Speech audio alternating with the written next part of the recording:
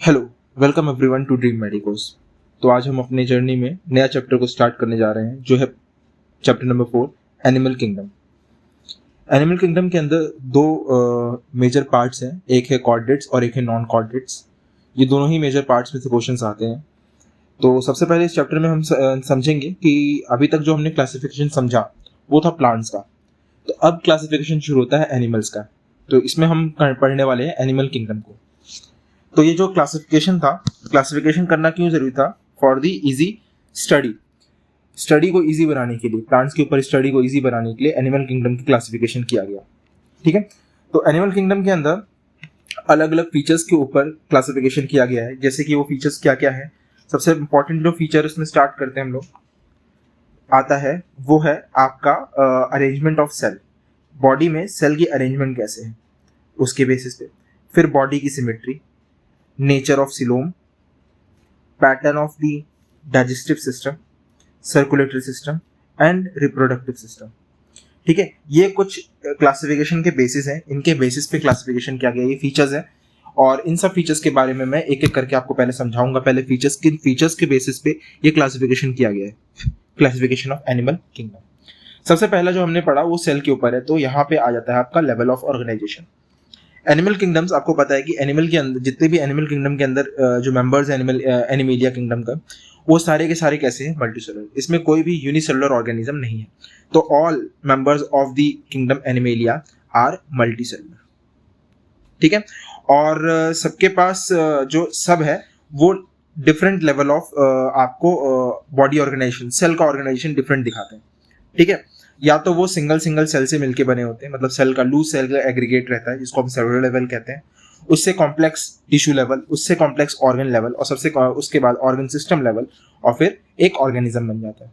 ठीक है, तो सबसे पहले जो सबसे वो लोएस्ट लेवल ऑफ ऑर्गेनाइजेशन होता है वो आता है आपका सेलुलर लेवल। सेलुलर लेवल, इसके बाद इससे कॉम्प्लेक्स आता है आपका टिश्यू लेवल।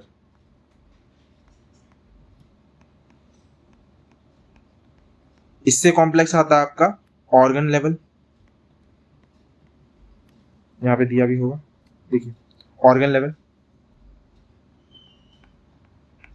ऑर्गन लेवल से आते हैं ज्यादा ऑर्गन सिस्टम।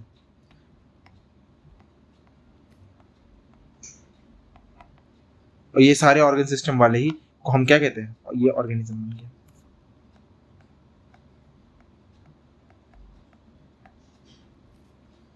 ठीक है, तो सबसे बेसिक लेवल जो होता है वो होता है सेलुलर लेवल। सेलुलर लेवल मतलब यहां जो सारे बॉडी होगी वो लूज सेल के एग्रीगेट से बनी होगी। ठीक है, तो यहाँ पे जो सबसे पहला हम पढ़ने वाले हैं वो है अरेंजमेंट। Cells are arrange. यहाँ सेल की अरेंजमेंट कैसे? सेलुलर लेवल पे सेल आर लूजली एग्रीगेटेड। ठीक है, जिसको हम कहते हैं सेलुलर लेवल। ठीक है, और ये किस में देखने को मिलता है? ये स्पॉन्जेस, जो पहला हम पढ़ने वाले हैं पोरिफायरा। पोरिफायरा जो उसके अंदर हम लोग स्पॉन्जेस को पढ़ेंगे, और स्पॉन्जेस जो आपका किस में आ जाएगा? सेलुलर लेवल ऑफ ऑर्गेनाइजेशन में आ जाएगा। ठीक है, तो यहाँ पे जो डिवीजन ऑफ लेबर है वो सेल्स के बीच में, मतलब हर सेल अपना खुद डिवीजन ऑफ लेबर कर रहा है। आप आगे बढ़ेंगे तो थोड़ा सा इससे और कॉम्प्लेक्स होगा, और नेक्स्ट लेवल जो आता है वो आता है आपका टिश्यू लेवल।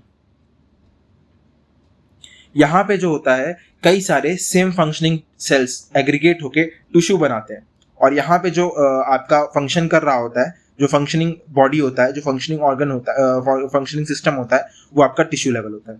ठीक है, सेम फंक्शन जो वहां पे सेल्स थे या कई सारे सेल्स मिलके एक टिश्यू बन जाते हैं, वो टिश्यू परफॉर्म करते हैं वो फंक्शन। इसका एग्जांपल आ जाएगा आपका coelenterates.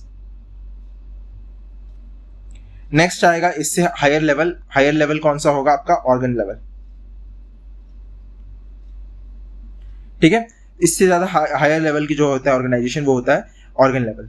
Organ level of organization जो है वो आपके आगे के सारे प्लेथिहेलमिन्थस से आगे, उससे ज्यादा आगे के जितने भी ऑर्गेनिज्म है वो सब ये लेवल को शो करते हैं। इसमें क्या होता है? कई सारे सेम फंक्शनिंग टिश्यू फॉर्म करते हैं एक ऑर्गन, एक group of functioning same functioning group tissue के वो फॉर्म करता है क्या? आपका ऑर्गन।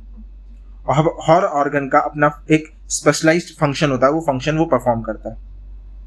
कुछ ऑर्गेनिज्म जैसे कि एनिलिडा, ऑर्थोपोडा, मोलस्कस, इकैनोडर्मेटास एंड इसके बाद बचा कॉर्डेट्स। इन सब में organs have associated with the functioning system.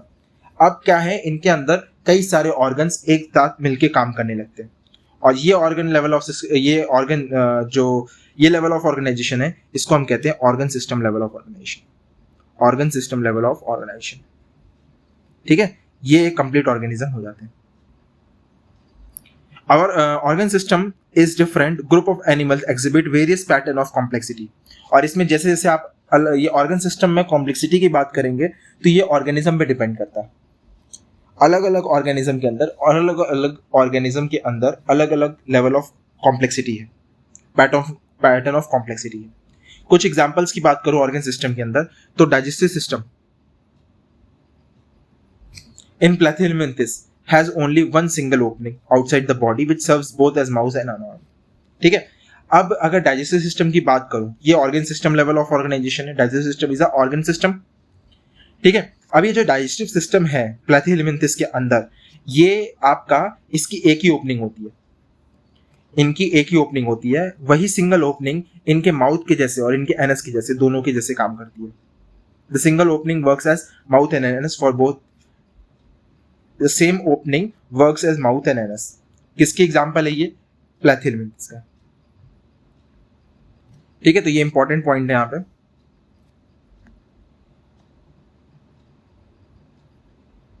इसका एग्जाम्पल क्या जाएगा? प्लैथिहेलमिन्थेस,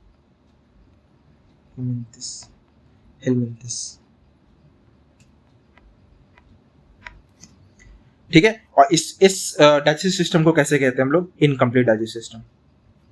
और जिन डाइजेस्टिव सिस्टम में माउथ और एनस दोनों अलग अलग ओपनिंग होती है उसको हम कहते हैं कंप्लीट। तो ह्यूमंस के अंदर क्या है? कंप्लीट सिस्टम, ठीक है। इसी तरह अगर सर्कुलेटरी सिस्टम की बात करूं तो सर्कुलेटरी सिस्टम भी दो तरह का होता है। एक होता है ओपन टाइप का और एक होता है क्लोज टाइप का। ओपन टाइप का होता है जब बॉडी जो है, जब ब्लड पंप करता है, बॉडी में ब्लड पंप होता है, कहाँ से? हार्ट से। तो वो सेल्स में, टिश्यूज में डायरेक्टली उन सेल्स और टिश्यूज के ऊपर खून गिरा दिया जाता है, डायरेक्टली उस पर बात हो जाता है वो, ठीक है। तो यहाँ पे कोई ट्यूब, कोई वेसल्स, कोई वेन्स, ट्यूब सिस्टम प्रेजेंट नहीं है। वेरएज अगर क्लोज सिस्टम की बात करूं तो वहां से हार्ट से ब्लड को दूसरे दूसरे सेल्स के पास, टिश्यूज के पास पहुंचाया जाता है by the help of arteries, veins and capillaries. पर ओपन सिस्टम के अंदर ऐसा कुछ नहीं होता। ओपन सिस्टम के अंदर ब्लड जो है वो बॉडी में डायरेक्टली क्या नाम है, बिना किसी पाइपलाइन के ट्रेवल करता है और जिन ऑर्गन्स और उनको चाहिए डायरेक्टली उनके ऊपर वो डाल दिया जाता है। पर क्लोज सिस्टम में ऐसा नहीं होता। क्लोज सिस्टम में जो ब्लड है वो उनके कैपिलरीज, वेन्स, इन सब में ट्रेवल करके वहां तक पहुंचता है, ठीक है। तो close system higher level of organization में आ जाता है, हायर एनिमल्स में आ जाएगा, और open type of circulatory system आपको लोअर ऑर्गेनिज्म में देखने को मिलेगा। तो यहाँ पे पहला जो क्लासिफिकेशन सिस्टम था कौन सा था? वो था लेवल ऑफ ऑर्गेनाइजेशन कंप्लीट होता है और आपको लेवल ऑफ ऑर्गेनाइजेशन में मिला cellular level, tissue level, organ level, organ system level. Cellular level में आपने प्रोटिस्टा पढ़ा, सॉरी स्पॉन्जेस, स्पोरिफेरा पढ़ा। उसके बाद आपने टिश्यू लेवल में आपने पढ़ा सिलेंट्रेट्स को। इसके बाद आपने ऑर्गन लेवल में पढ़ा प्लैथिहेलमिन्थेस को। और प्लैथिहेलमिन्थेस के बाद जितने भी ऑर्गेनिज्म है, Aschelminthes, Annelida, Arthropoda, Mollusca, Echinodermata, Chordata, ये सब आते हैं organ system level of organization, ठीक है। इसके बाद आते हैं सिमेट्री पे। सिमेट्री में सबसे पहले आता है, सिमेट्री समझनी पड़ेगी आपको। सिमेट्री जो होता है बॉडी की, उसके ऊपर डिपेंड करता है कि जब बॉडी को कट किया जाए, जैसे मैंने अगर ये बनाया कोई ऑर्गेनिज्म इस तरह का दिख रहा है, तो मैं इसको किस तरीके से काटूं कि ये दो इक्वल भाग में, या इसको कितने पार्ट में काट सकता हूं और वो इक्वली कटना चाहिए। जैसे कि अगर मैं इसको काटूं तो ये दो पार्ट में कट सकता है। एक सर्कल को काटने की कोशिश करूं तो कई सारे इन्फिनाइट नंबर ऑफ पार्ट्स में कट सकता है, ठीक है। अगर मैं कुछ इस तरह से इसको काटने की करूं तो इसको मैं कहीं से कैसे भी नहीं काट सकता हूं। ये नहीं कट सकता, ये कट सकता है, ये दो पार्ट में कट सकता है। तो ये कभी कैसी भी तरह आप इसको नहीं काट सकते। तो इनकी बॉडी कैसे हो गई? एसिमेट्रिक हो गई। आप इनको कहीं भी इक्वली पार्ट में डिवाइड नहीं कर सकते। वेरेज इनको देखोगे तो ये आपके दो पार्ट में कट रहे हैं, ठीक है। और ये देख रहे हो इसमें कई सारे कट रहे हैं। तो ये सब आपके किस में आ गए? रेडियली में आ गए। और बायलैटरल में आते हैं जब वो ऐसा कोई ऑर्गेनिज्म हो जो आपके सिर्फ दो इक्वल पार्ट में, तो इतना नहीं बना पाएगा, इसको बता दूं। अब इस ऑर्गेनिज्म को अगर आपको काटना हो तो आप सिर्फ इनको ऐसे काट सकते हो। तो ये कैसे हो गया, बायलैटरल सिमेट्रिक हो गए। ये और ये कैसे हो गया, रेडियल हो गया। ये कैसे हो गया, एसिमेट्रिक हो गया। ये भी एसिमेट्रिक है, ये भी एसिमेट्रिक है। तो यहाँ समझ लेते हैं। सबसे पहला आता है एसिमेट्रिक। एसिमेट्रिक वो होते हैं ऑर्गेनिज्म जिनको आप कंप्लीटली किसी भी प्लेन से काटने की कोशिश करो वो इक्वली कट ही नहीं सकते, दो इक्वल पार्ट में डिवाइड ही नहीं हो सकते। एग्जाम्पल इसमें स्पॉन्जेस आएगा। सारे स्पॉन्जेस नहीं होते, कुछ स्पॉन्जेस होते हैं, पर स्पॉन्जेस का एग्जाम्पल एसिमेट्रिक में पढ़ते हैं। ठीक है, स्पॉन्जिला पढ़ लीजिएगा एग्जाम्पल इसका। स्पॉन्जेस में ही स्पॉन्जिला इसका एग्जाम्पल है, वो याद करने के लिए। ठीक है, तो आप इनको किसी भी दो इक्वल पार्ट में काट नहीं सकते, डिवाइड नहीं कर सकते। They can not be divided into two equal halves. अगला आता है आपका रेडियल सिमेट्री। रेडियल सिमेट्री होता है कि इनके सेंट्रल एक्सिस से आप काटो और इनकी बॉडी दो से ज्यादा पार्ट में कट सकेंगी आराम से। दो से ज्यादा पार्ट्स में आराम से आप इनके ऑर्गेनिज्म की बॉडी को डिवाइड कर सकते हो। तो वो किस में आ जाते हैं, रेडियली सिमेट्री में। वो किस में आती है, रेडियली सिमेट्री में। The body divides in organization two identical halves. यहाँ पे दो दिया है, दो से ज्यादा भी हो सकता है। एग्जाम्पल में आ जाएगा आपका सिलेंट्रेट्स, टीनोफोरा और इकानोडर्म्स। ठीक है, इसके बाद एनिलिडा, ऑर्थोपोडा जो एग्जांपल्स हैं ये आपके आते हैं बायलैटरल सिमेट्री में। इनके लेफ्ट और राइट दो ही पार्ट में आप इनको काट सकते हो। जैसे इनकी बॉडी जो है इनको आप सिर्फ एक ही दो इक्वल पार्ट में काट के डिवाइड कर सकते हो। एक ही मतलब कट लगेगा इनके में। ठीक है, इनका लेफ्ट और राइट कैसा होता है, आइडेंटिकल होता है। बॉडी के अंदर की बात नहीं कर रही, एक्सटर्नल स्ट्रक्चर की बात की जा रही है। ठीक है, तो ये किसमें आ जाएंगे, बायलैटरल सिमेट्री। तो तीन तरह की सिमेट्री देखने को मिलती है, एसिमेट्रिक, रेडियल सिमेट्री और बायलैटरल सिमेट्री। एसिमेट्रिक क्या होते हैं, जिनको बिल्कुल इक्वली काट नहीं सकते। रेडियल सिमेट्री जिनको एक से ज्यादा, दो पार्ट से ज्यादा इक्वल पार्ट्स में काट सकते हो। बायलैटरल सिमेट्री जिसमें लेफ्ट और राइट दो पार्ट में ही काट सकते हो बस। ठीक है, यहाँ पे कुछ डायग्राम्स दिए हुए हैं, देखो इसको आप तीन पार्ट्स में तीन इक्वल कट लगा रहे हो, 1 2 3। तो ये किसमें आ गया, आपके आ गया रेडियल सिमेट्री। ये देखो क्रैब का डायग्राम है और ये क्रैब को आप दो इक्वल पार्ट में डिवाइड कर सकते हो बस। तो ये बायलैटरल हो गया, एक लेफ्ट हो गया और एक राइट हो गया। तो ये कैसा हो गया, बायलैटरल सिमेट्री। और एक और एग्जांपल दिया होना चाहिए इसमें, यहाँ पे नहीं दिया हुआ है, मैं आपको एग्जांपल आगे दिखा देता हूँ। देखिए ये स्पॉन्जिला का डायग्राम देखिए, आप इसको कहीं से भी काटने की कोशिश करो, ये इक्वल पार्ट में नहीं कट सकता, कहीं पे भी ये इक्वल पार्ट में नहीं कट रहा। तो ये किसका एग्जांपल हो गया, एसिमेट्रिक का एग्जांपल होगा। तो ये स्पॉन्जेस किस में आते हैं, एसिमेट्रिक में आते हैं। डिप्लोप्लास्टिक और अब आता है नेक्स्ट सिस्टम जो है वो है ट्रिप्लोप्लास्टिक ऑर्गेनिज्म। अब आता है जर्म लेयर्स। पहले हम लोग समझ लेते हैं ट्रिप्लोप्लास्टिक समझने के लिए सबसे पहले आपको जर्म लेयर के बारे में पता होना चाहिए। एनिमल्स की जो सेल्स हैं वो अरेंज होती हैं दो एम्ब्रियोनिक लेवल में। जब एम्ब्रियोनिक लेवल पे ऑर्गेनिज्म रहता है, एम्ब्रियोनिक लेवल पे, तो उनकी जो सेल बन रही होती है वो दो लेयर में बनती है, एक एक्सटर्नल लेयर और एक होती है इंटरनल लेयर। यहाँ पे आपको ज्यादा अच्छे से दिखाई देगी। जैसे एक ऑर्गेनिज्म की एम्ब्रियो में सेल डेवलपमेंट हो रही है, ये जब सेल डेवलपमेंट होती है तो एक बनती है एक्सटर्नल में, आउटसाइड, जिसको हम बोलते हैं एक्टोडर्म। एक्टो मतलब होता है आउटसाइड, डर्म मतलब होता है लेयर, आउटर लेयर। एंडोडर्म सबसे अंदर वाली लेयर होती है, उसको एंडोडर्म कहते हैं। ठीक है, एक्टोडर्म और एंडोडर्म के बीच में एक और लेयर बनती है, वो होती है मीजो मतलब मीडियम, मिजोडर्म जो होती है वो बीच में बनती है। अगर ये फुली डेवलप नहीं होती है, सिर्फ एक लेयर की जैसे रहती है, इसको मिजोग्लिया कहते हैं। आप समझते हैं इसके बारे में। ठीक है, एम्ब्रियोनिक लेवल पे आउटर एक्टोडर्म होता है और इनर एंडोडर्म होता है, बीच में लेयर होती है। अगर वो लेयर बन रही है, ठीक है, अगर वो लेयर बन चुकी है तो उसको बीच वाली को कहते हैं मिजोडर्म। अगर ये मिजोडर्म एब्सेंट है, सिर्फ दो ही लेयर है, एक्टोडर्म और एंडोडर्म, तो ऐसे ऑर्गेनिज्म को हम कहते हैं डिप्लोप्लास्टिक। ऐसे ऑर्गेनिज्म को कहते हैं डिप्लोप्लास्टिक। एग्जाम्पल में क्या दिया हुआ है, सिलेंट्रेट्स। ठीक है, जिसमें दो ही एम्ब्रियोनिक लेयर है, एक है एक्टोडर्म और एक एंडोडर्म। ठीक है, बट एक अनडिफरेंशिएटेड लेयर, जो तीसरी लेयर जो मैंने बताई थी मिडिल लेयर, और वो अगर अनडिफरेंशिएटेड रह जाती है, जिसको हम मिजोग्लिया कहते हैं, ये बनती है उन दोनों के बीच में, और ये किसमें रहती है, डिप्लोप्लास्टिक। बट ऐसे ऑर्गेनिज्म जिसमें ये थर्ड जर्मिनल लेयर डेवलप हो जाती है, मिजोडर्म, तो मतलब आउटर होगी एक्टो, बीच में होगी मिजो, और सबसे अंदर वाली हो गई एंडोडर्म। ये तीनों लेयर बन जाती है, तो इसको हम कहते हैं ट्रिप्लोप्लास्टिक। किसको कहते हैं, ट्रिप्लोप्लास्टिक। और ये प्लैथीहेल्मिन्थस से लेके सारे ऑर्गेनिज्म के अंदर आपको ट्रिप्लोप्लास्टिक लेयर ही देखने को मिलेगी, कोई एक्सेप्शन नहीं है इसके ऊपर, सारे के सारे कैसे हैं, ट्रिप्लोप्लास्टिक है। उससे पहले वाले सारे टाइप डिप्लोप्लास्टिक है। डिप्लोप्लास्टिक में सिर्फ दो ही जर्म लेयर प्रेजेंट होती है, एक होती है एक्टोडर्म और एक एंडोडर्म। बीच में जो अनडिफरेंशिएटेड लेयर रह जाती है उसको कहते हैं मिजोग्लिया। इसी के साथ वो मिजोग्लिया अगर डेवलप हो जाए, मिजोडर्म बन जाती है, तो वो middle layer mesoderm middle layer हो जाती है, आउटर एक्टोडर्म और इनर एंडोडर्म, उसको कहते हैं हम लोग ट्रिप्लोप्लास्टिक ऑर्गेनिज्म। आगे बढ़ते हैं, आगे बात आती है सिलोम। सिलोम मतलब होती है कैविटी, ठीक है, कैविटी को हम कहते हैं सिलोम, बॉडी कैविटी को, ठीक है। प्रेजेंस और absence of the cavity between the body wall and the gut wall. Body wall और गट वॉल मतलब होता है बॉडी है और किसी दूसरे ऑर्गन है, उनके बीच में जो स्पेस होती है उसको कहते हैं हम लोग coelom. The body coelom which is lined by mesoderm is called the body cavity which is lined by the mesoderm is called coelom। जो ये मेसोलेयर जो लेयर है, ये बॉडी कैविटी की जो लेयर है ये मेसोडर्म से लेयर्ड है। एनिमल पोसेसिंग सिलोम, जिनके पास सिलोम प्रेजेंट होती है उनको कहते हैं सिलोमेट। क्या कहते हैं? सिलोमेट। जिनके पास ये सिलोम प्रेजेंट है, ये बॉडी कैविटी प्रेजेंट, उनको कहते हैं coelomate.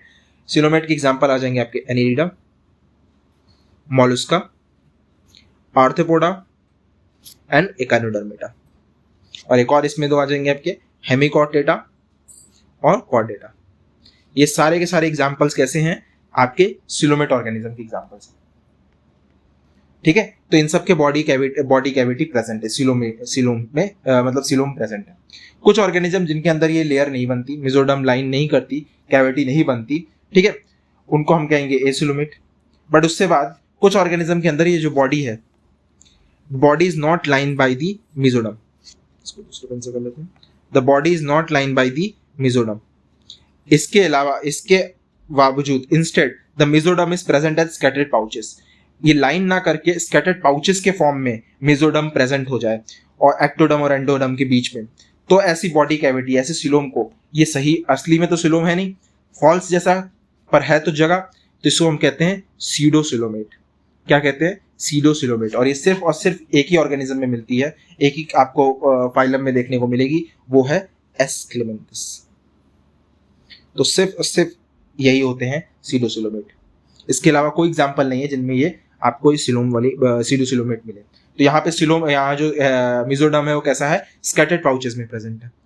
Coelom is present as scattered pouches. किसके बीच में? एंडो और एक्टोडर्म के बीच में। और ऐसे ऑर्गेनिज्म, जैसे मैंने पहले बताया था, ऐसे ऑर्गेनिज्म जिनके पास ये प्रेजेंट ही नहीं है, बॉडी कैविटी एब्सेंट है, उनको कहते हैं एसिलोमेट। इसके एग्जांपल क्या आ जाएगा? प्लैथीहेलमिंथिस। इसका एग्जांपल क्या आ जाएगा? प्लैथीहेलमिंथिस। तो तीन तरह के सिलोम हो गए, सिलोम, सिलोमेट, एसिलोमेट और सीडोसिलोमेट। तो सिलोमेट के एग्जांपल आ जाएंगे आपके annelida, arthropoda, mollusca, echinoderms, hemichordata and chordata. Whereas acoelomate के एग्जांपल आ जाएंगे प्लैथीहेलमिंथिस और सीडोसिलोमेट। अपना मेजरली सबसे इंपॉर्टेंट रहता है सीडोसिलोमेट, और इसके एग्जांपल क्या आ जाएगा? एस्क्लेमेंथिस। इसी के साथ ये वाला टॉपिक भी यहाँ पे खत्म होता है। यहाँ पे कुछ एग्जाम्पल, यहाँ डायग्राम बनाए हुए हैं, आप देख लो। यहाँ पे मैं आपको डायग्राम समझा देता हूँ।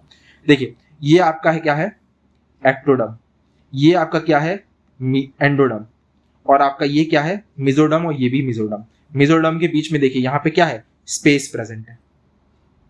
ये पिंक से मैंने जो सर्कल किया, ये स्पेस है, इसको हम कह रहे हैं, यही स्पेस की बात कर रहे हैं, ठीक है। तो यहाँ पे मैं लिख देता हूँ, यहाँ पे ये आपका क्या हो गया? एक्टो,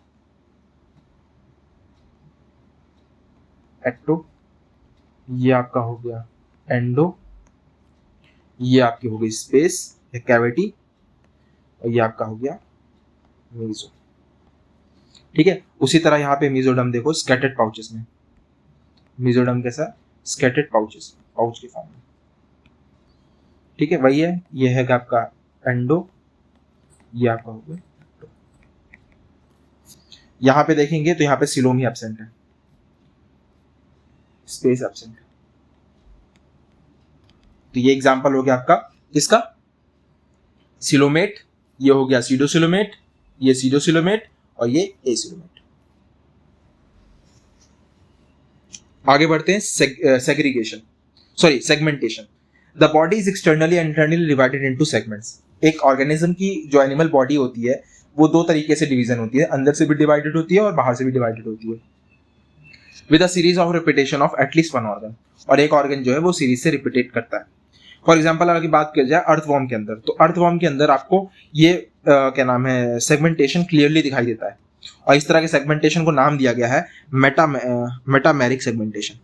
और मेटामेरिक सेगमेंटेशन आपको किस में देखने को मिलता है? अर्थवॉर्म में। इसका बहुत अच्छा एग्जांपल है और याद भी करना है आपको, ये मेटामेरिज्म किस में देखने को मिलता है? अर्थवॉर्म में, क्लियरली।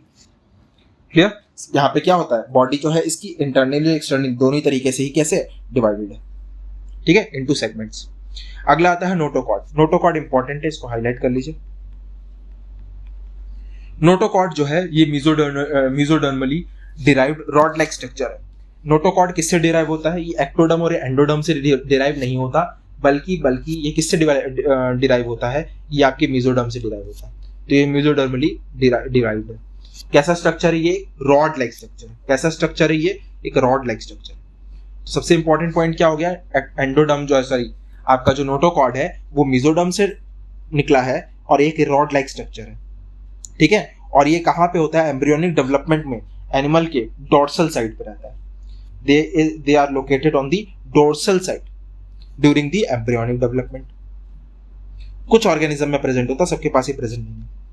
नोटोकॉर्ड जो है, animals with notochord are called chordates. और जिनके पास ये नोटोकॉर्ड प्रेजेंट है, मैंने आपको बताया था कॉर्डेट्स और नॉन कॉर्डेट्स, वही ऑर्गेनिज्म जिनके पास नोटोकॉर्ड प्रेजेंट है उनको हम कॉर्डेट्स कहते हैं, और जिनके पास ये नोटोकॉर्ड प्रेजेंट नहीं है उनको हम क्या कहते हैं, नॉन कॉर्डेट्स कहते हैं, ठीक है। तो कॉर्डेट्स के बारे में तो बाद में पढ़ेंगे, पहले हमें जो पहला पार्ट पढ़ना है वो हमें कॉर्डेट्स के नहीं नॉन कॉर्डेट्स पढ़ना है। और नॉन कॉर्डेट्स में आपके पॉरीफेरा से लेके सारे के सारे फाइलम आते हैं जो इकाइनोडर्मेटा है, पॉरीफेरा से लेके आपके पूरे इकाइनोडर्मेटा तक, क्लियर।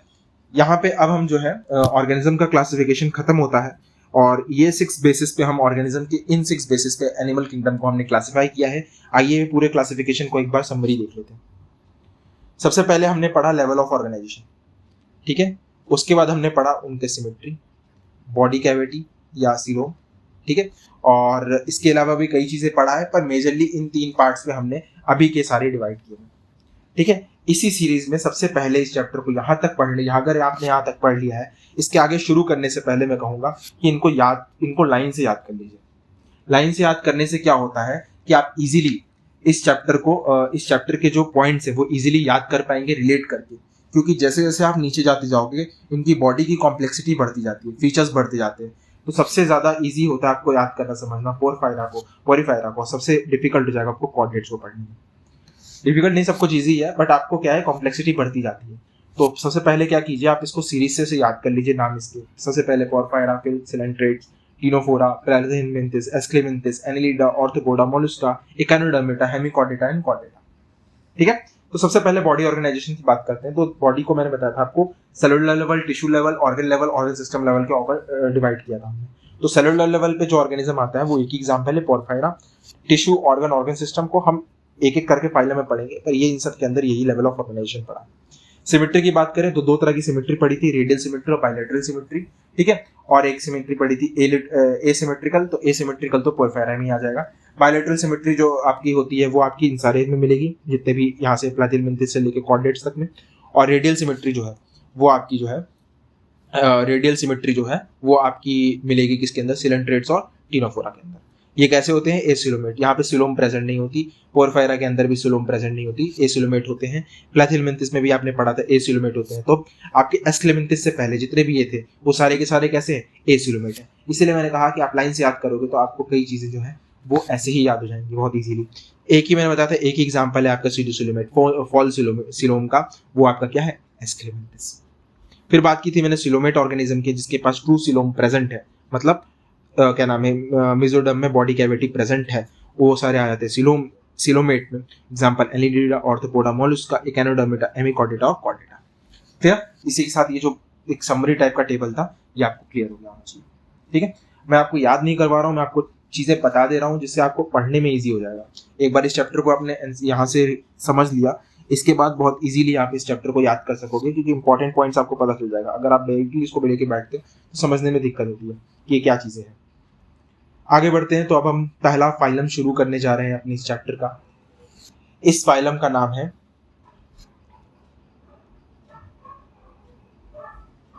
पोरीफेरा। पोरीफेरा फाइलम को हम स्पॉन्जेस के नाम से जानते हैं। इनको हम किस नाम से जानते हैं, स्पॉन्जेस के नाम से जानते हैं।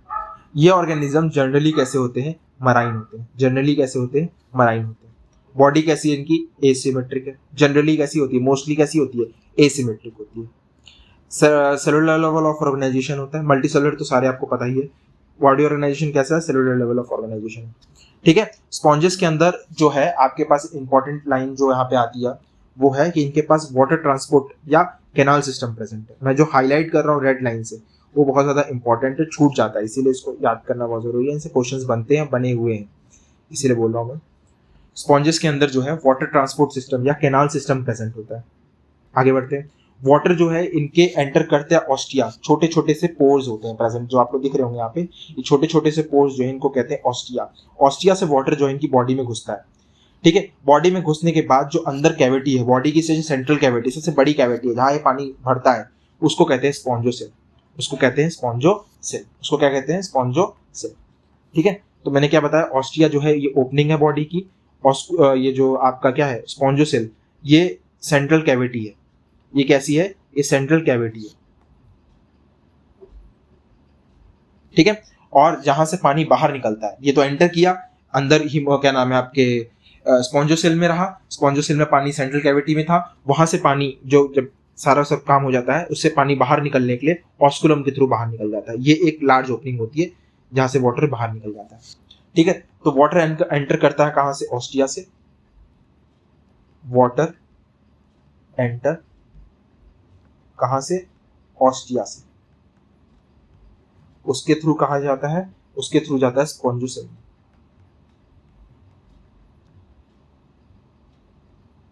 स्पॉन्जोसेल से कहा जाता है ऑस्कुलम,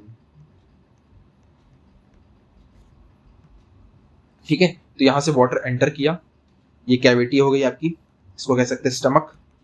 कैविटी के बाद ये क्या हो गया, वाटर लीव, एग्जिट्स। तो वाटर एंटर करता है ऑस्टिया से और वाटर एग्जिट करता है ऑस्कुलम से। The pathway of water transport is helping. अच्छा, ये वाटर ट्रांसपोर्टेशन से इनको क्या क्या फायदा होता है। सबसे पहला फायदा होता है फूड जो है इसी के थ्रू ये गैदर करते हैं, इनके पास हाथ पैर नहीं होते फूड्स पकड़ने के लिए, तो फूड जो है इसी वाटर ट्रांसपोर्ट के थ्रू ही इनके बॉडी में जाता है। ये रेस्पिरेटरी सिस्टम भी इनका इसी वाटर के थ्रू ही होता है, वाटर ट्रांसपोर्टेशन के थ्रू ये रेस्पिरेटरी एक्सचेंज करते हैं, अपने गैसेस को एक्सचेंज करते हैं।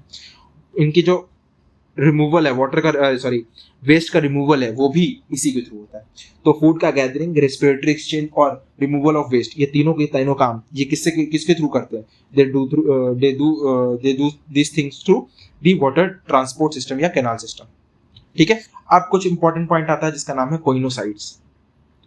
स्पॉन्जेस में कोइनोसाइट्स प्रेजेंट होते हैं जिसको हम कोलार सेल्स भी कहते हैं, ठीक है, ये इंपॉर्टेंट है।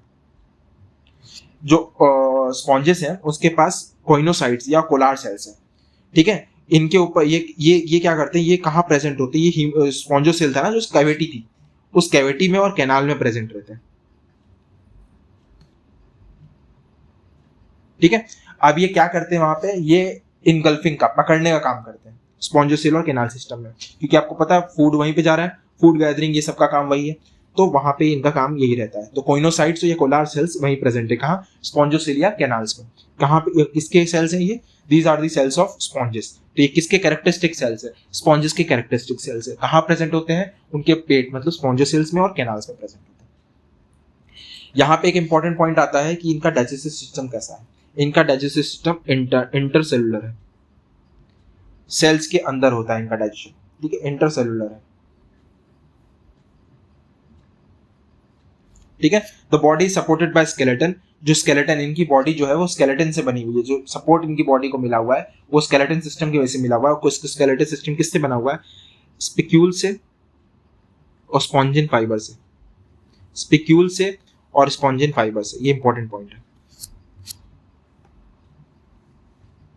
तो ये भी इनका क्या हो गया, एक कैरेक्टरिस्टिक फीचर हो गया। अच्छा, सक्सेस की बात करें तो यहाँ मेल और फीमेल अलग अलग नहीं होते, सेम ही होते हैं, मेल और फीमेल एक ही ऑर्गेनिज्म पे होते हैं, तो इनको हम हर्माफ्रोडाइट कहते हैं। ऐसे ऑर्गेनिज्म जिनके मेल और फीमेल सेपरेट नहीं है, क्या मतलब सेक्सेस आर नॉट सेपरेट, वो किस में आते हैं, हर्माफ्रोडाइट्स में आते हैं। एग्जाम्पल की बात करें, मतलब उनकी बात करें, समझाने की बात कर बताऊं आपको, तो स्पॉन्जेस के अंदर एग और स्पर्म ये दोनों ही एक ही ऑर्गेनिज्म, एक ही इंडिविजुअल प्रोड्यूस करता है, और ये एक्सचेंज भी थ्रू वाटर कैनाल सिस्टम के थ्रू ही होते हैं, ठीक है। Sponges reproduce sexually and asexually both. Sponges sexually किस तरह से रिप्रोड्यूस करते हैं, by the formation of gametes, और एसेक्सुअली कैसे रिप्रोड्यूस करते हैं, by the fragmentation, by the process of fragmentation. Asexually तो ये प्रोड्यूस करते हैं बाय फ्रेगमेंटेशन और sexually by the formation of gametes. Fertilization कैसा है इनकी बॉडी में? इंटरनल है। फर्टिलाइजेशन कैसा है? इंटरनल है। और डेवलपमेंट कैसा है? इनडायरेक्ट है। इनडायरेक्ट का मतलब लार्वा स्टेज आएगी। कहीं पे भी आप इनडायरेक्ट का मतलब समझना कि लार्वा स्टेज आएगी, they have a larva stage. ठीक है, जो आपके मॉर्फोलॉजिकली डिस्टिंक्ट है, अलग दिखता है लार्वा स्टेज, और अगर उन दोनों में कंपेयर करो तो दोनों ही मॉर्फोलॉजिकली डिस्टिंक्ट है, लार्वा और एडल्ट। ठीक है, तो यहाँ पे मैं कुछ इंपॉर्टेंट पॉइंट्स यहाँ पे इनके नोट डाउन कर दे रहा हूँ। ठीक है, सबसे पहला इंपॉर्टेंट पॉइंट जो था वो कि इनका जो डाइजेशन है, डाइजेशन कैसा है? Digestion are is intracellular. ठीक है, डाइजेशन के बाद इनका सेक्सेस कैसे हैं? They are hermaphrodite.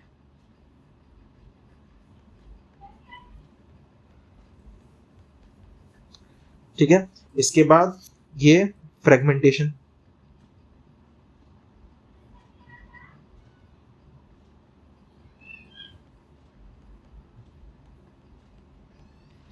Formation of gamete,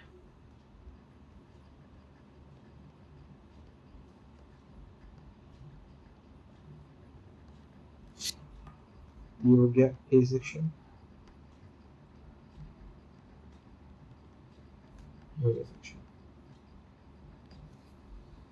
ठीक है। इसके बाद यहाँ पे डेवलप फर्टिलाइजेशन कैसा है? इंटरनल,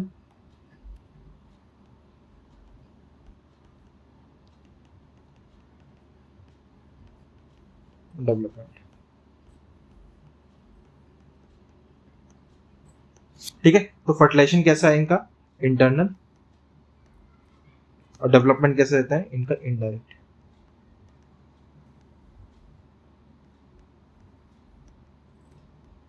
मतलब लार्वा स्टेज प्रेजेंट है, लार्वा कैसा है? प्रेजेंट है। तो जहां पे आपको डायरेक्ट डेवलपमेंट मिलेगा वहां समझ लीजिएगा कि लार्वा स्टेज नहीं आती, लार्वा फॉर्मेशन नहीं होता, और जहां पे इनडायरेक्ट है वहां पे लार्वा स्टेज आती है।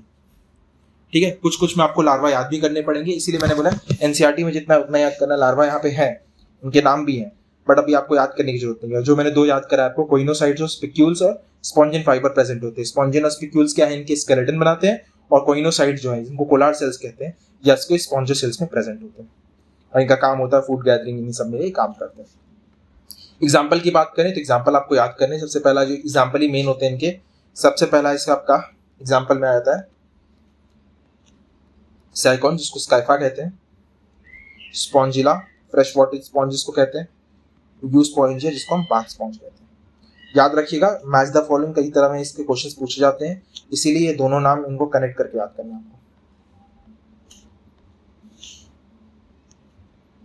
ठीक है, डायग्राम भी याद करना है। ये साइकॉन है, ये स्पॉन्जिला है, और ये सॉरी ये साइकॉन है, ये यू स्पॉन्जिया, ये स्पॉन्जिला है। ठीक है, बाथ स्पॉन्जी को इसलिए बाथ स्पॉन्जी कहते हैं, ये भी समझ लीजिए, जब ये मर जाते हैं, डेड हो जाते हैं, तो इसकी स्पॉन्जेस जो है रिवर से निकाले जाते हैं, और घर में इसका इस्तेमाल करते हैं लोग, अपने आप को नहाने वहाने में इसको इस्तेमाल किया जाता है, इसके लिए इसका नाम बाथ स्पॉन्ज रखा गया। तो इसी के साथ जो प्योरीफायर था वो यहाँ पे खत्म होता है। कई सारी इंपॉर्टेंट इन्फॉर्मेशन यहाँ पे दी हुई थी, जो मैंने पहले में हाईलाइट की हुई है वो, और जितनी भी अंडरलाइन की हुई सारी इन्फॉर्मेशन को याद करनी है प्योरीफायर से लेकर। आपको बता रहा हूँ, जब तक भी वीडियो देखिए आप तभी तभी इन फाइलम्स को तैयार करते जाइए, इसीलिए ज्यादा फाइलम एक ही बार में नहीं करा रहा हूँ, आपको टाइम दे रहा हूँ कि आप आराम से उस फाइलम्स को तैयार कर सकें।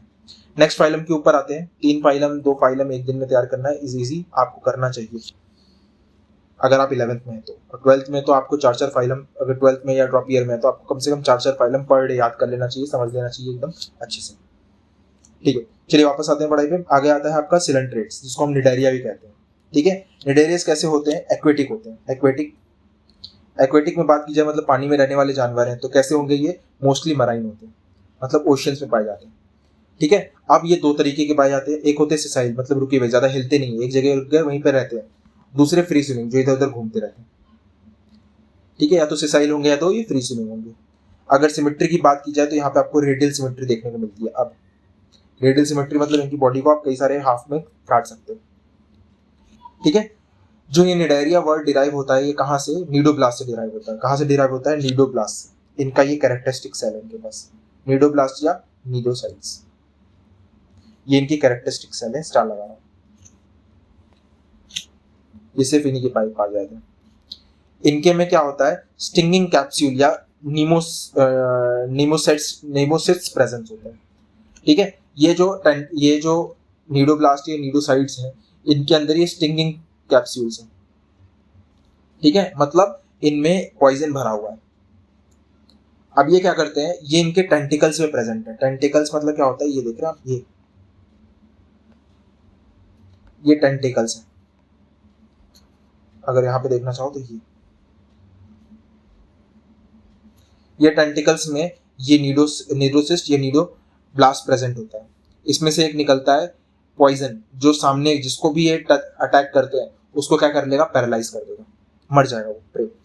तो नीडोब्लास्ट क्या करता है, ये पकड़ने का काम आता है, मतलब एंकर करने के, एंकरेज करने का काम आता है, डिफेंस के काम आता है इनके, या प्रे को कैप्चर करने के लिए, किसी को पकड़ने के लिए मतलब ये कहीं पे रुकना चाहते हैं, किसी चीज के स्टैंड पे पकड़ के रुकना चाहते हैं, तो वो पकड़ने के लिए, एंकर करने के लिए वहां यूज करते हैं। ये अपने डिफेंस के लिए यूज करते हैं, और सामने किसी प्रे को पकड़ना हो तब ये अपने टेंटिकल्स का इस्तेमाल करते हैं।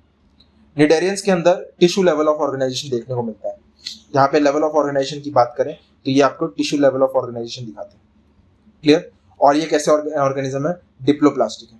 मैंने बताया था ट्रिप्लोप्लास्टिक आपके पहले प्लेथिहेलमिंथस से शुरू होता है, उससे पहले सारे के सारे कैसे हैं, डिप्लोप्लास्टिक है। ठीक है, इनकी जो सेंट्रल कैविटी, जो पेट मैं कह सकता हूँ, सेंट्रल गैस्ट्रोवेस्कुलर कैविटी है, उसका सिंगल ओपनिंग होता है जो माउथ की तरह काम करता है, उसको कहते हैं हम लोग हाइपोस्टोम। इसको हम कहते हैं हाइपोस्टोमा, जो माउथ के जैसे काम करता है। डाइजेशन की बात करें तो यहाँ पे डाइजेशन दोनों तरीके से मिलता है, मतलब इंटरनली भी डाइजेशन होता है और एक्सटर्नली भी डाइजेशन होता है बॉडी में। ठीक है, सम ऑफ द निडेरियन कुछ की बात करें तो corals help a skeleton composed of calcium carbonate. ये कोरल्स आप जानते होंगे, कोरल्स बहुत ज्यादा समुद्र में मिलते नहीं है, ये कहीं कहीं आपको देखने को मिलेंगे। कोरल्स जो होते हैं, ये जब ये मर जाते हैं, ये निडेरियास, तो ये कोरल्स के फॉर्म में, मतलब कैल्शियम कार्बोनेट के फॉर्म में, इनका स्केलेटन जो होता है वो कैल्शियम कार्बोनेट का बना होता है। कोरल्स जब ये मर जाते हैं तो ये वहीं पे बैठ जाते हैं यहाँ पे। तो हाँ, कोरल्स आपको समुद्र के अंदर बहुत तरीके के बहुत अच्छे देखने को मिलेंगे। जहाँ पॉल्यूटेड एरिया होता है वहाँ पे ये ग्रो, मतलब यहाँ पे ज्यादा रहते नहीं है, तो वहाँ पे आपको ज्यादा देखने को मिलेंगे नहीं। जहाँ यहाँ पे पॉल्यूशन कम है वहाँ पे आपको ओशंस में आपको कोरल्स देखने को मिलेंगे। बहुत सुंदरता क्या नाम है, आपको ओशंस में दिखाई देते हैं। ठीक है, निडेरिया जो है एग्जिबिट करते हैं दो फॉर्म, इनकी जो बॉडी फॉर्म है वो दो फॉर्म में होती है। एक होती है पॉलिप और दूसरी होती है मेडुसा। मतलब इनकी बॉडी दो फॉर्म में एग्जिबिट करती है, दो फॉर्म बॉडी की एग्जिबिट करती है। एक होती है पॉलिप और दूसरी होती है मेडुसा। ठीक है, तो क्या हो गया कि निडेरिया में जो बॉडी है इनकी वो दो फॉर्म में एग्जिट कर रही है, एक है पॉलिप और एक है मेडुसा। ये 2 बार 3 बार मैं इसलिए बोल रहा हूँ क्योंकि इंपॉर्टेंट है, चाव लगा रहा हूँ। ठीक है, तो इनकी बॉडी दो फॉर्म में होगी, पॉलिप और मेडुसा। जो पहला वाला बोला मैंने, पॉलिप जो है वो सिसाइल होते हैं, मतलब एक जगह रुक जाते हैं। और इनकी बॉडी कैसी होती है, सिलेंड्रिक फॉर्म में होती है। एग्जाम्पल की बात करें तो हाइड्रा हो गया, एडेम्सिया हो गया, ये सब कैसे होते हैं, पॉलिप स्टेज में होते हैं। वेरस अगर बात करूं जो मेडुसा होते हैं, मतलब कैसे होते हैं, अम्ब्रेला शेप के। तो पॉलिप जो है वो सिलेंड्रिकल शेप में होते हैं और जो मेडुसा होता है वो अम्ब्रेला शेप में होता है। ये फ्री लिविंग होते हैं, फ्री स्विमिंग होते हैं, मतलब आराम से इधर उधर घूमते हैं। इनकी बात करूं तो जेलीफिश इसमें आ जाते हैं। इसमें कौन आती है, जेलीफिश आ जाती है। यूरेलिया और जेलीफिश इसके एग्जांपल हो गए। Those cnidarians exhibit both form. कुछ निडेरियंस जो है जो निडेरियन ये दोनों फॉर्म अपनी लाइफ साइकिल में शो करते हैं। ठीक है, उनको आप कहते हैं कि वो कौन क्या शो कर रहे हैं, they exhibit alternation of generation, इसको मेटाजेनेसिस कहते हैं। जो अपनी बॉडी में ये पॉलिप और मेडुसा दोनों ही एग्जिबिट करते हैं अपनी बॉडी के अंदर बॉडी फॉर्म में, उनको हम कहते हैं उस प्रोसेस को, उस फॉर्म बॉडी फॉर्म को हम कहते हैं कि वो क्या कर रहे हैं, ऑल्टरनेटिव ऑफ जनरेशन दिखा रहे हैं, मतलब मेटाजेनेसिस शो कर रहे हैं। अब इसके बाद वाली जो लाइन है बहुत इंपॉर्टेंट है, घुमा घुमा के ये एआर क्वेश्चन से पूछी जाती है। पॉलिप प्रोड्यूस करता है मेडुसा एसेक्सुअली, पॉलिप प्रोड्यूस करता है मेडुसा एसेक्सुअली और मेडुसा प्रोड्यूस करती है पॉलिप सेक्सुअली। इसका एग्जांपल क्या हो जाएगा, जो इसको शो कर रहा है वो हो गया ओबेलिया। ठीक है, यहाँ पे मैं इसको हाईलाइट स्टार लगा रहा हूँ, 2-2। ये वाला पॉइंट जो है बहुत इंपॉर्टेंट है।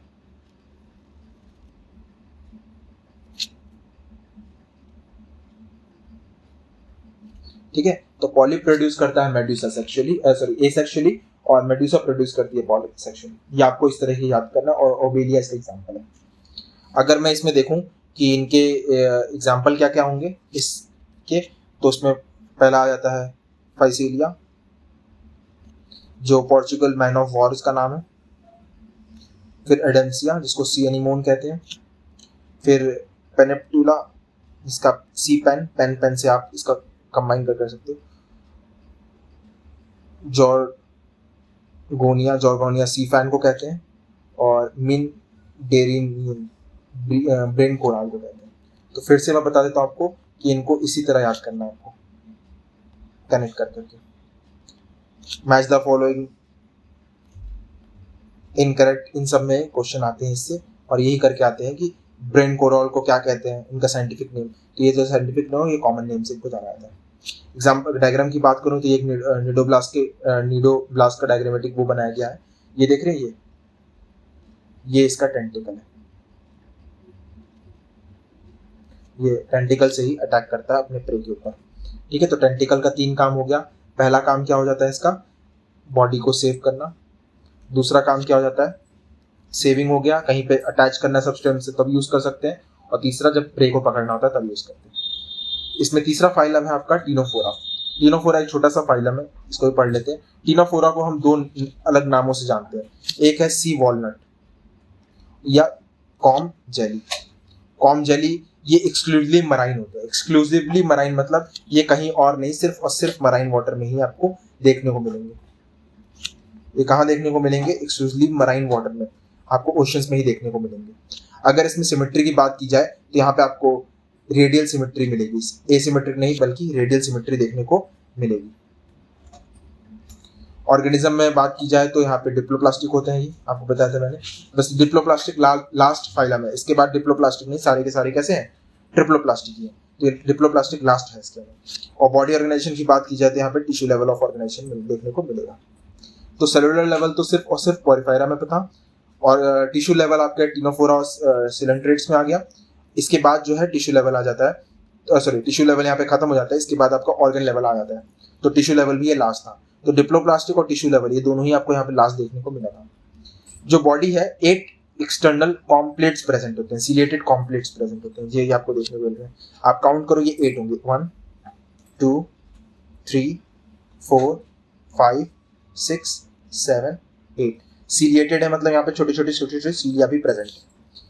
ठीक है, तो 8 सीलिएटेड, 8 एक्सटर्नल सीलिएटेड कॉम्प्लेक्स, इस नाम से आपको याद करना है इनको। ठीक है, और ये क्या करते हैं, ये कॉम्प्लेक्स क्या करेंगे, इनको लोकोमोशन हेल्प करते हैं चलने में। ये कॉम्प्लेक्स का क्या काम है, they help in locomotion. Digestive system की बात करूं तो जैसे पहले वाला डाइजेस्टिव सिस्टम था टीनोफोरा में, वैसा ही डाइजेस्टिव सिस्टम है। एक्सटर्नल और मतलब एक्स्ट्रा सेलुलर और इंट्रासेलुलर दोनों तरह का डाइजेशन यहाँ पे देखने को मिलता है। एक कैरेक्टरिस्टिक वहां पे नीडोप्लास्ट है, यहाँ पे कैरेक्टरिस्टिक प्रॉपर्टी है इनकी बायोल्यूमिनेंस। बायोल्यूमिनेंस मतलब केमिकल्स की हेल्प से ह्यूमन मतलब जो भी एनिमल की बॉडी है वो खुद का लाइट प्रोड्यूस करे। ठीक है, the property of living organism to emit light. तो ये किसके, लाइट इमिट करने वाले ऑर्गेनिज्म होते हैं, इनमें से लाइट निकलती है। ठीक है, तो खुद की लाइट निकलती है by the help of chemicals. Body में केमिकल रिएक्शंस होती है जो लाइट प्रोड्यूस करती है, तो बायोल्यूमिनेंस उसको बोलते हैं। ठीक है, तो ये वेल मार्क टीनोफोरा में देखने को बहुत आराम से देखने को मिलता है। सेक्सेस की बात करें तो फिर यहाँ पे सेक्सेस जो है वो आपको सेपरेट नहीं मिलेंगे, एक ही इंडिविजुअल पे ही आपको दोनों सेक्सेस देखने को मिलेंगे। मेल फीमेल एक ही ऑर्गेनिज्म के ऊपर ही मिलता है। रिप्रोडक्शन की बात की जाए तो यहाँ पे एसेक्सुअल रिप्रोडक्शन देखने को नहीं मिलेगा, एसेक्सुअल रिप्रोडक्शन नहीं होता, नो एसेक्सुअल रिप्रोडक्शन। तो सिर्फ और सिर्फ यहाँ पे आपको सेक्सुअल रिप्रोडक्शन देखने को मिलेगा। फर्टिलाइजेशन की बात करें तो सिर्फ और सिर्फ आपको एक्सटर्नल फर्टिलाइजेशन देखने को मिलती है। और डेवलपमेंट कैसा है, इनडायरेक्ट है, मतलब लार्वा स्टेज प्रेजेंट है, लार्वा स्टेज प्रेजेंट है। यहाँ पे डायरेक्टली नहीं लिखा पर आपको पता होना चाहिए, लार्वा स्टेज प्रेजेंट है, लार्वा प्रेजेंट है।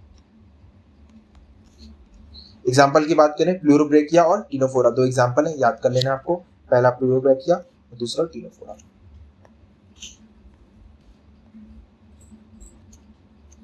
ठीक है, तो 2 एग्जाम्पल हो गए इसके। ये छोटा सा फाइलम था, इसके जो इंपॉर्टेंट पॉइंट थे मैंने हाईलाइट कर दिया, आपको याद कर लेना है। और ये एग्जाम्पल, ये जो आपको दिख रहा है, ये एग्जाम्पल किसका है? ब्यूरोब्रैकिया यूनिफोरा का एग्जाम्पल है। मैं आपको एक चीज़ इंटरेस्टिंग बताना चाहूँगा, ये बाद में जाके अलग हुए, पहले ये दोनों फाइलम एक ही के अंदर पढ़े जाते थे।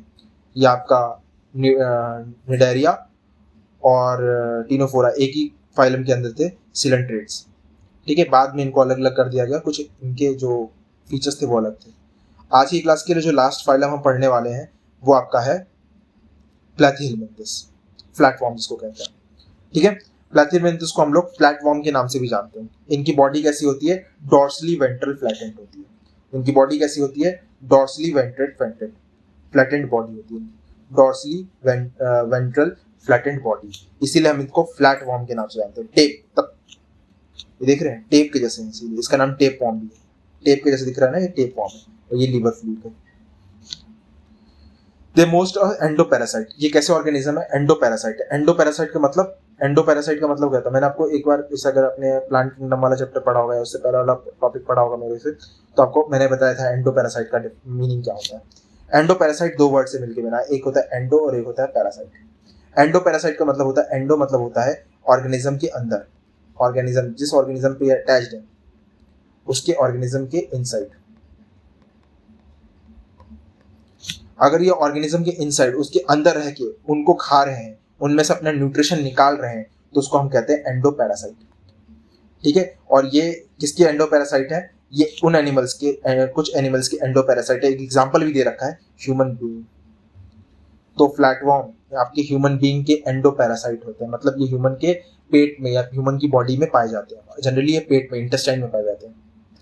फ्लैटवर्म और भी अलग अलग जगह पाए जाते हैं, ऐसा नहीं है कि सिर्फ पेट में पाए जाते हैं, आंखों में भी पाए जाते हैं, आई वर्म जिसको कहते हैं। फ्लैटवर्म और जनरली बायलैटरल सिमेट्री। इनकी बॉडी कैसी है? कैसे सिमेट्री अगर देखी जाए तो इनकी बॉडी में सिमेट्री जो है आपको बायलैटरल मिलती है। अभी से बायलैटरल पहली बार देखा गया है। इससे पहले जो सिमेट्री थी आपको याद रहनी चाहिए, वो सारी कैसी सिमेट्री थी?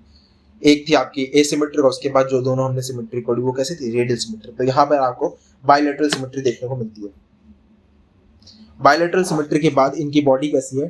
ट्रिप्लोप्लास्टिक है। यहाँ पे पहली बार ट्रिप्लोप्लास्टिक शुरू हुआ, अब ये ट्रिप्लोप्लास्टिक ही रहेगा। सारे ऑर्गेनिज्म के बाद जितने भी फाइलम में पढ़ने वाले हैं वो सारे के सारे आपके कैसे हैं? ट्रिप्लोप्लास्टिक। सीलोम की बात की जाए तो इनकी बॉडी में कैविटी प्रेजेंट ही नहीं होती, मतलब ये एसिलोमेट ऑर्गेनिज्म।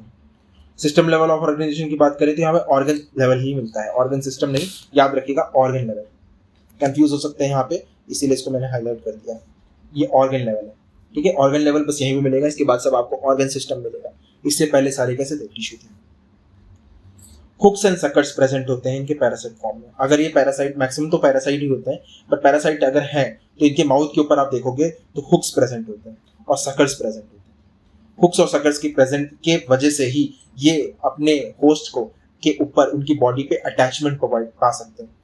अपने हुक्स और उसके प्रेजेंस से ही अपने होस्ट के से चिपक सकते हैं न्यूट्रिशन ऑब्जर्व करने के लिए। जिससे क्या होता है? ये करने से क्या होता है? सम ऑफ देम अब्जॉर्ब न्यूट्रिशन। इनमें से कुछ क्या करते हैं? अपना बॉडी दूसरे ऑर्गेनिज्म के होस्ट की बॉडी से अपना न्यूट्रिशन को डिराइव कर लेते हैं, होस्ट की बॉडी पे चिपक जाते हैं और उसमें से अपने न्यूट्रिशन को एक्सट्रैक्ट कर लेते हैं। Specialized cell called flame cells. अच्छा, इनकी बॉडी में जो है, जैसे हमारी बॉडी में किडनी प्रेजेंट है for the purpose of excretion, वैसे ही इनकी बॉडी में फ्लेम सेल्स प्रेजेंट होते हैं और ये कैरेक्टरिस्टिक फीचर है इनके बॉडी का। ये सेल इनके कैरेक्टरिस्टिक फीचर है, इसको रेड लाइन से मैं अंडरलाइन कर दे रहा हूँ, ठीक है। ये क्या करता है? फ्लेम सेल हमारी बॉडी के किडनी के जैसे ही होता है, स्पेशलाइज्ड सेल्स हैं। ऑर्गन सिस्टम तो है नहीं इनके पास, तो ये सेल्स स्पेशलाइज्ड सेल्स हैं और ये सेल्स क्या करते हैं? ऑस्मो रेगुलेशन करते हैं और एक्सक्रीशन कराते हैं, ठीक है। सेक्सेस की बात करें तो यहाँ पे फिर से सेक्सेस अलग अलग नहीं होते, मतलब मेल फीमेल अलग अलग नहीं मिलेगा, सेम एक ही ऊपर मेल और फीमेल दोनों प्रेजेंट होते हैं। मतलब ये भी कैसे होते हैं? हर्माफ्रोडाइट। इससे पहले भी सारे अभी तक जो हमने पढ़े वो सारे के सारे कैसे थे? हर्माफ्रोडाइट थे, सेक्सेस डिफरेंट नहीं थे।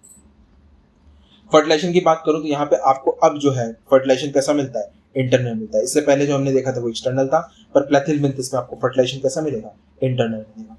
डेवलपमेंट की बात करें तो यहाँ पे बहुत सारे लार्वा प्रेजेंट होते हैं। मतलब कैसा हो गया? इनडायरेक्ट डेवलपमेंट हो गया। कैसा हो गया? इनडायरेक्ट डेवलपमेंट हो गया, मतलब कई सारे लार्वा स्टेज यहाँ पे प्रेजेंट है।